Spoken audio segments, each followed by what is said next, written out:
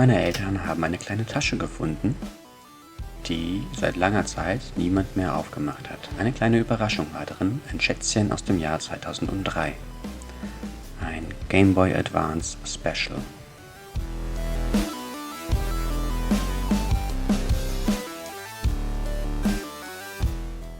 Man kann mit Sicherheit sagen, dass der Game Boy seit ungefähr 10 Jahren, wahrscheinlich sogar aber länger, nicht mehr benutzt worden ist.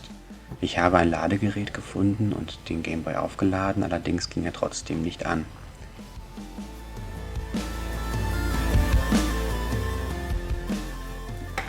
Meine erste Vermutung war, dass der Game Boy nicht funktioniert, weil die Batterie vermutlich defekt ist. Klar, nach so langer Zeit, wer erwartet da schon eine funktionierende Batterie? Man kann den Game Boy aufschrauben und auch untersuchen, ob die Platine in Ordnung ist, und dazu müsste man 4 Schrauben lösen. Das ist aber gar nicht so leicht, weil man einen speziellen Schraubenzieher braucht. Ich habe meinen schlitzförmigen Schraubenzieher dabei erstmal zerstört. Also man bräuchte eigentlich gutes Werkzeug, um diesen Game Boy auch aufschrauben zu können. Um an die Platine ranzukommen, muss man eben 4 Schrauben entfernen und dann noch weitere Schrauben, die sich nach und nach erst offenbaren, wenn man die Cartridge entfernt oder aber die Batterie herausgenommen hat. Um die Batterie zu entfernen, muss man nur eine Schraube lösen. Das ist die, die mittig zu sehen ist. Diese Schraube hier bei diesem Gameboy war voll zugerostet. Deswegen habe ich mit WD-Spray ein ganz kleines Tröpfchen aufgesetzt, sodass dieses Kriechöl das Ganze ein bisschen löst und dann mit dem Schraubenzieher, der auch wiederum leider nicht passend war, nach und nach das Teil ein bisschen lösen und letztendlich auch ein Stück weit aushebeln können.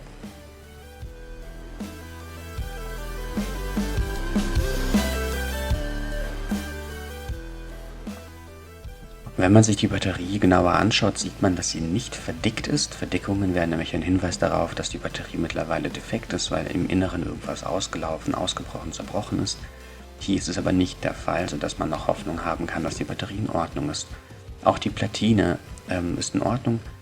Zumindest für mein Laienauge sind keine Kondensatoren erkennbar, die defekt sind, oder irgendwelche Verbrennungen und andere Brüche oder sowas zu sehen. Also habe ich erstmal gute Hoffnung, dass man das Teil noch irgendwie zum Laufen kriegen kann. Wenn das die Originalbatterie war, dann ist sie mittlerweile ja auch 17 Jahre alt, und wenn sie dann noch funktioniert, ist das schon erstaunlich. Ich habe hier nebenbei gleich mal das ganze Gerät gereinigt. Mit dem Zahnstocher bin ich da in sämtliche Ritzen und Rillen reingegangen, habe auch mit einem Tuch noch das Display gereinigt, sodass der Gameboy trotz seiner Alterserscheinung mit den vielen Kratzern dann noch wieder ein bisschen ansehnlicher wird.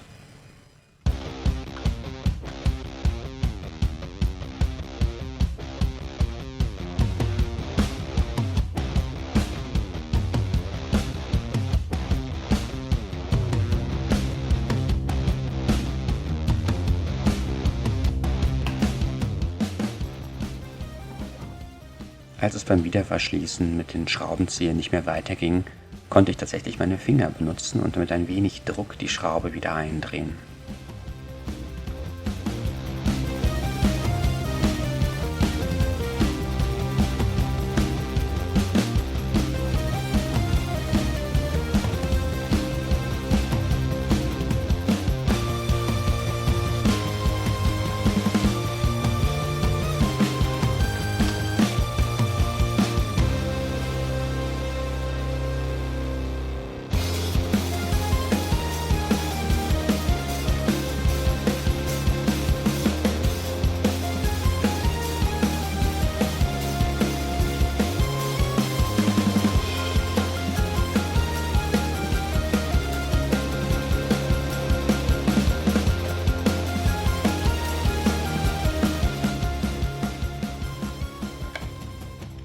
Das Problem lag letztendlich ganz woanders. Der An- und Ausschalter klemmte einfach ein wenig, sodass er sich letztendlich nicht in die endgültige Position schieben ließ.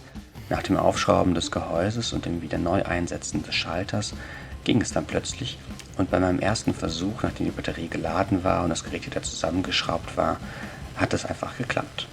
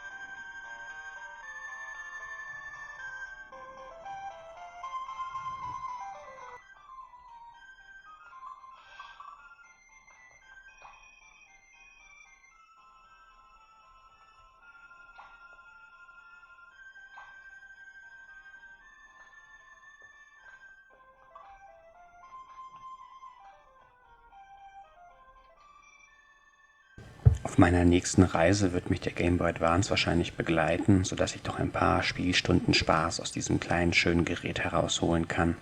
Was danach damit passiert, weiß niemand so genau. Vielleicht wird es weitere 10 Jahre darauf warten, neu entdeckt zu werden.